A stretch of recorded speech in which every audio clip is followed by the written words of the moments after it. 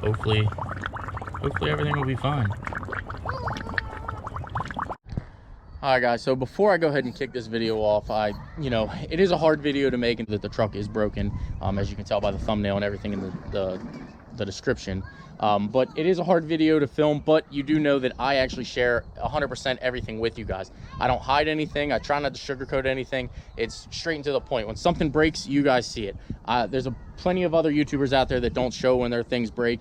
I'm not that way. When things break, when I have, misfortunes and things like that, I air it all and I show you guys it all. So we got the truck back to the house here, and we still do have a pretty large puddle underneath the truck. This is obviously the next day, but I'm gonna put this in the previous video. I just wanted to say that before we kick it off, guys. So sorry about the wind noise, but again, guys, things happen. It doesn't matter that if it's a Chevy or a Ford or a Dodge. Things happen, things break, things get worn out, and you guys do know that I am hard on this truck.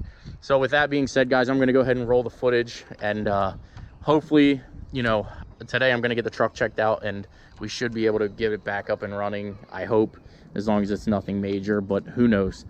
I couldn't get it running last night. I did try for a little bit. I couldn't get it running, but I'll roll the footage for now.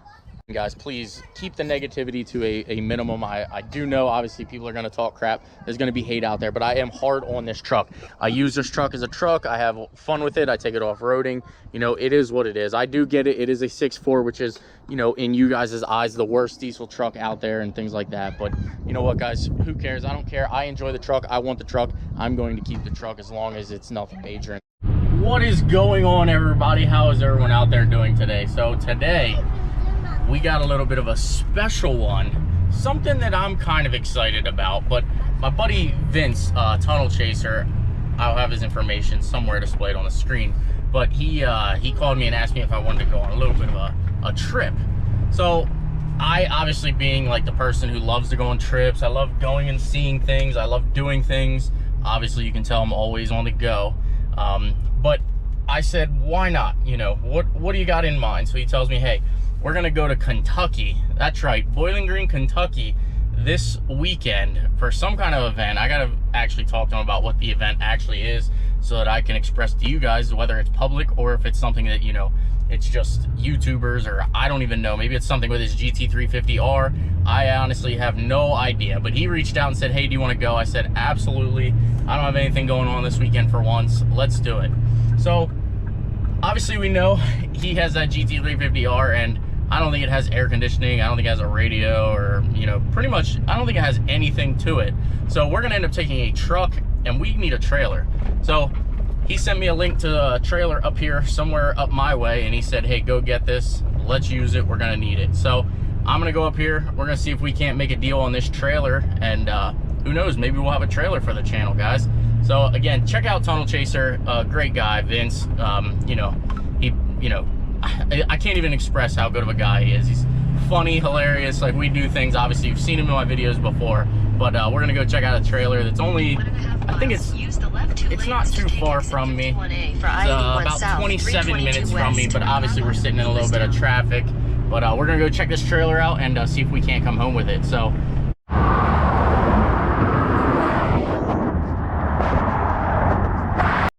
well, this took a little bit of a turn for, I'd say the worst, as you can tell by the hood that is up. We got a little bit of a situation.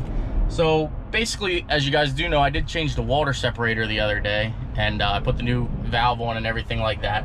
Well, driving down the road, I felt like a little hiccup, and I was like losing power and everything like that. So I thought I had an air pocket. Well, I think we ran her dry on fuel, because obviously you can see we got a little bit of a fuel puddle here. And when you come up here, there's obviously a straighter valve.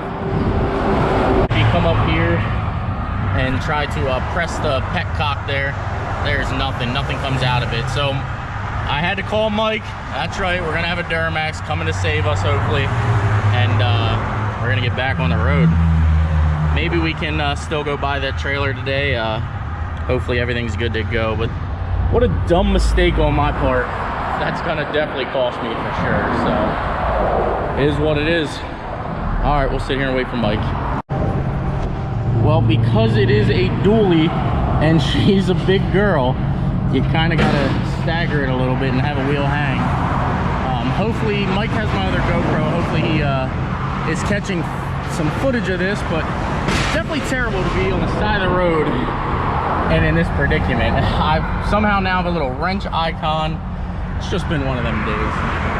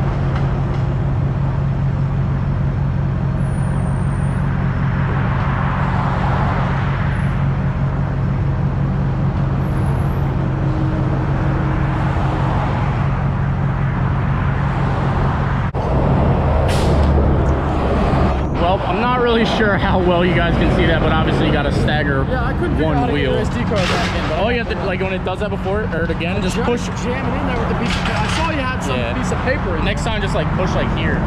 If you push it, then it resets it. Okay. That's like my original GoPro. Well, as you can tell, we had to call the tow truck. I did have it fired up there for a brief second. I got to give Mike a huge thanks for coming out and giving me a ride back to the house.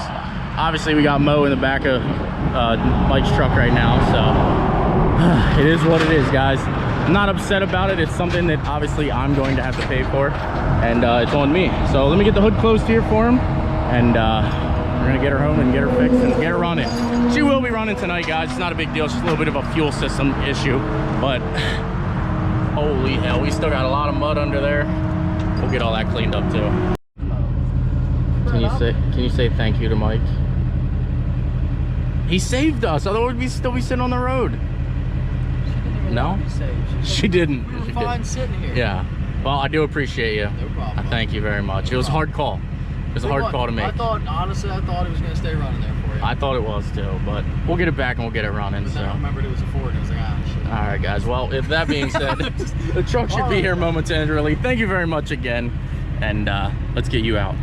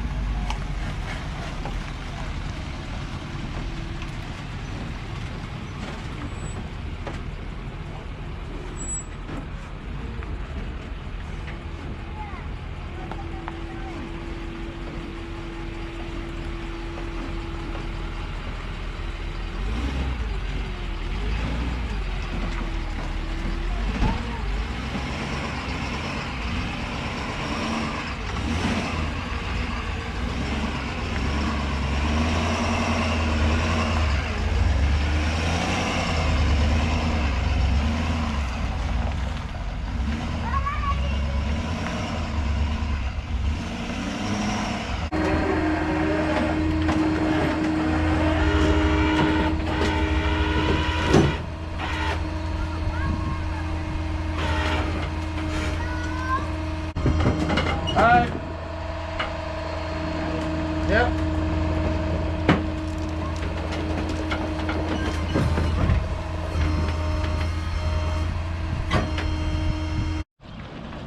Well, and just like that, we got old girl back home here, and it's definitely frustrating. That was definitely a lot more expensive of a bill than I thought it was going to be. Now, we were only, I think it was 4.5 miles from my house, all because of a little 30-cent O-ring.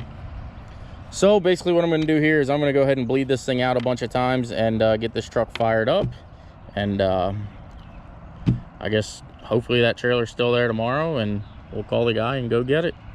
So let me go ahead and start bleeding. I'll show you guys a little bit of the bleeding process on a F450 or 6.4 truck.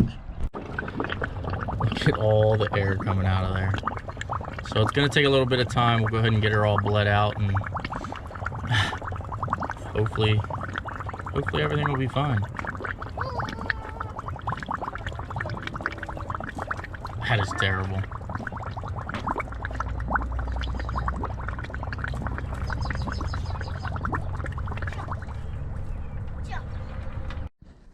All right, guys, so after further, diagnostic and things like that with the truck, underneath I still have a massive fuel leak and things like that. So I'm going to have to actually take some time and try to, figure out what the actual issue is with the truck.